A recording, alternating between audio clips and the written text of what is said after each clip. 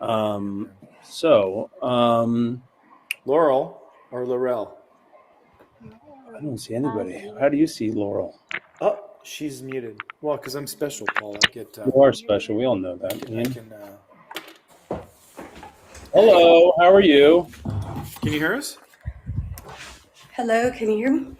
Yeah, I can hear Hi. you. Can you hear me? Hi. Can you hear us? Yes, great. I had a Hey. technical difficulties of my own. How are you? Oh yeah, I was about to say it looks like you're either in a dungeon bunker. or in prison. Yeah, or that's my house. Yeah, no, in Sydney. No, it's like a bunker or a dungeon. No, I was in my office, I but love Sydney. yeah, I love Well, Sydney too. how are you? Thanks for joining us at the bright and early You're 5 American a.m. though, morning. right? Yeah, I am. Yeah, but I've lived here for about 25 years, so moved out back in '97. So Yeah, you're an a long time ago. expat. Expat, but I went back last year. Yeah, yeah. Do you pay When my Australian mom taxes passed or away. American taxes? Australian because I work here. Yeah, I was a scientist for many years, which brought me out here. But yeah, now I Wow, do what other things field of too. science? Cancer research. So Wow. yeah, telomeres. I don't know if you heard telomeres. I did cancer and aging research Wow. for. Oh yeah, telomeres is Paul. Actually, one of the things I've been working with for the absorption company is I'm sure you've heard of the company TA65. The whole idea of taking a biomechanically separated form of astragalus prevented telomere breakdown.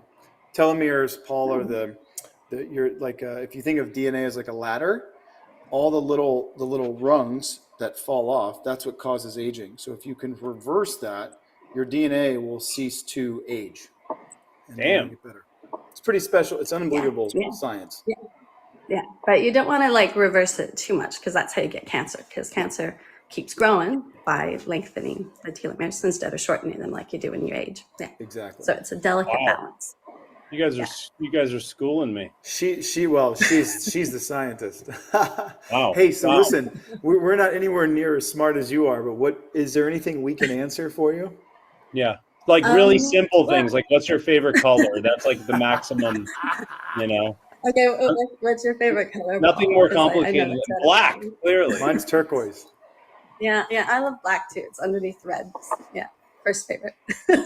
No, my question is, more about finding purpose because like I said, I used to be a scientist, and then I sort of like migrated to science communication because I've always loved writing and explaining science to people and getting people passionate about science and caring about it and supporting it.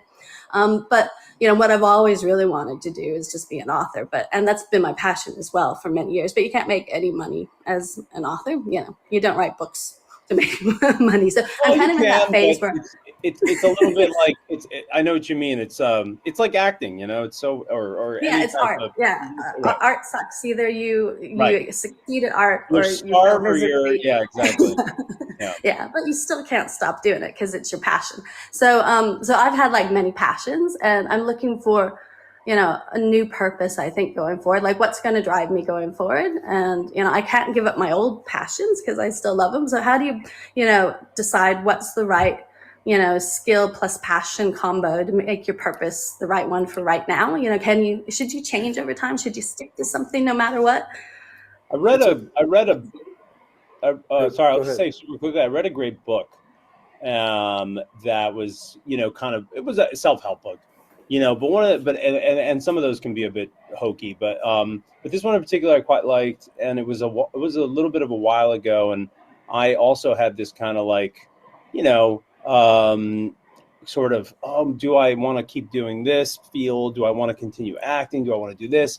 And then one of the things that I found that the book said that was really comforting was to really just take the time to be okay with not knowing sometimes in the unknown, because that just means you're going through a metamorphosis and you're going through a change. And then during that time of sort of like unknown, embrace that, and then look for signs of inspiration signals slowly, and things will slowly start to happen.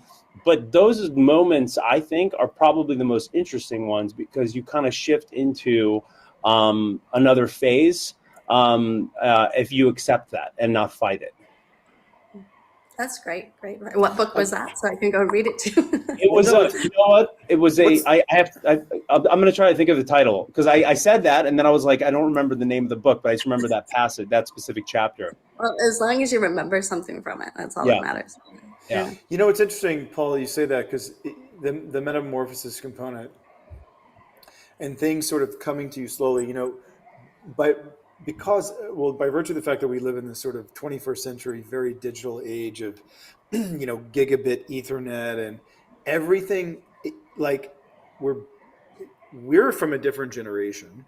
The three of us are on this phone right now, but you know, this generation is all about now. Everything is so expedient and so fast that I feel like it's altering this sort of the ability for people to have that moment, because yeah, of course life is short and all that stuff, but life is also long enough where, like Paul just mentioned, those things will start to come into focus, and we lose track of that sometimes. And the last thing I'll say, there was I flew back, Paul's heard this like 5 times and I always forget the guy's name, but I flew back. He was like one of the heads of history for at Harvard, and it was a long flight. It was back to LA. It was like Dubai or somewhere far.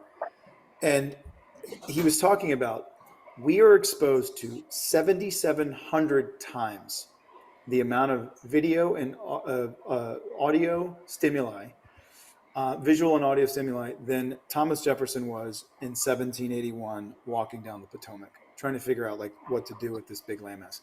7,700x. So think about that. 7,700 people, 7,700 pairs of glasses is a lot, right? So it's that moment where you step back and let those things come into focus. And it's actually a really great reminder. Thank you for that question, because it's important to remember that life, while we all say it's really short, it is, but it's also long enough to take those moments and let those things come into focus. Congrats on a really great, cool life, man. Thanks for doing all that research. Yeah. Well, want to keep And going. now Thank go you. back to Thanks. sleep. Yeah, go get some rest. That's awesome, man.